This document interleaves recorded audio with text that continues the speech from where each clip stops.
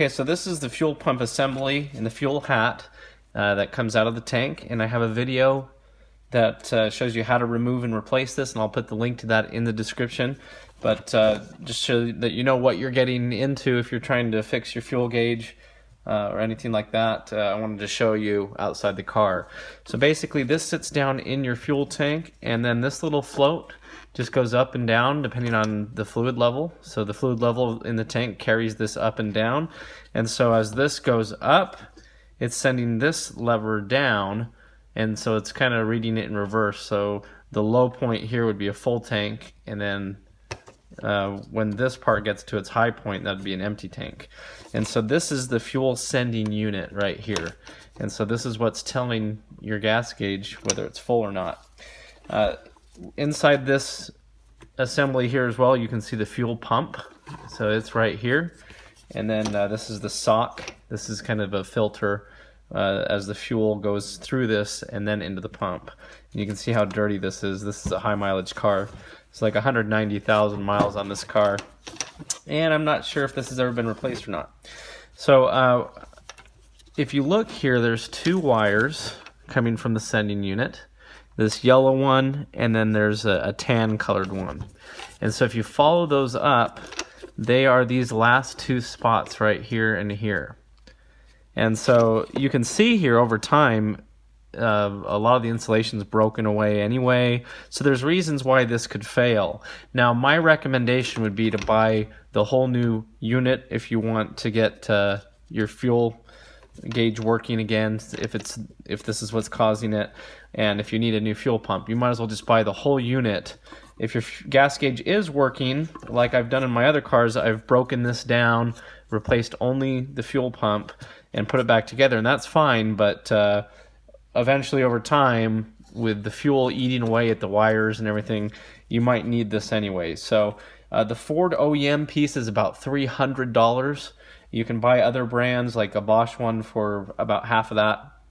So it depends, but when you're looking at a pump that's a good pump that's near $100 anyway, you might as well just put the whole thing in. So anyway, I'm going to tear this down a little bit to show you the actual sending unit, but like I said, I wouldn't recommend trying to put a new sending unit on and worry about wiring it in here and running the risk of having a short or any problems inside of a fuel tank. I'd leave that to having it professionally done.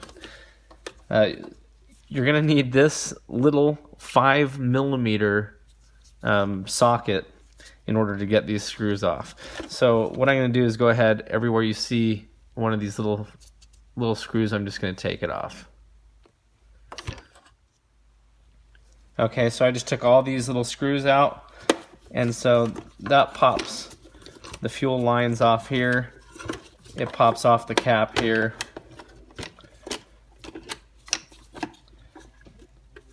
Oh, one last one hiding over here.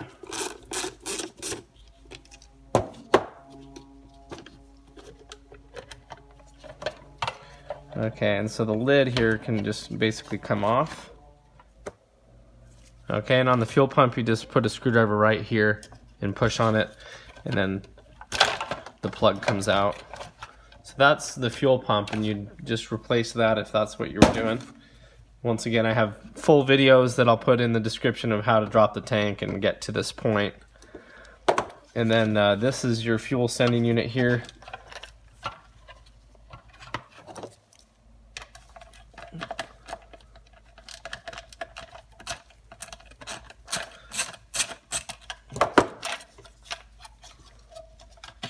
And it would just slide off like that. So you may be able to buy just the hat. I'll look for some parts to put in the description if you want to buy just the hat and then the fuel sending unit here. But you can see it's just these two wires coming down. One of them grounds down here at the bottom, and then the other one here just goes into the sending unit. And it's a tiny little guy. It shouldn't be that expensive. Okay, so I just took these pliers and pushed these two tabs through. And there's two more here. But this is what the sending unit looks like. Okay, so you can see the little teeth there. So as it slides up and down, that's telling you whether it's full or not. And so sometimes these just wear out over time as they're scratched. Sometimes they're dirty. You might be able to get a Q-tip and clean one of them off. I don't know that you'd really want to try to break this down to this level though and have it be put back together, you know, without anything failing. But anyway, that's how the sending unit works. It's going up and down and it's marking along that path whether it's full or empty. And that's all there is to it. I mean, it's a really cheap little part, but what I'd worry about is wiring it back up if you were to replace it, because you just don't want to have any, you know, shorts or any problems here with electrical when you're dealing inside of a fuel tank. So thanks for watching, and if this still doesn't fix your fuel tank issue with your gauge, then you'll have to pull out the gauge cluster and see if it's a short on that end or a problem. If it's moving back and forth on the gauge cluster, it's most likely more the sending unit that's in the tank that we just looked at. But I'll put a link to taking out the gauge cluster as well, if that helps you, so you can get it out and see if you can find anything on the back side of that. But in the end, the best and only real way to fix the sending unit is to put a new one in, which requires pretty much the pump assembly. If you want to get creative and break it down to just the sending unit, then I'll look for some of those for sale if they do sell it. But hopefully this video showed you how to break it down and get to it. And once again, just check the video description. I'll put links down there to how to pull the assembly out and drop the tank and everything like that. So thanks for watching.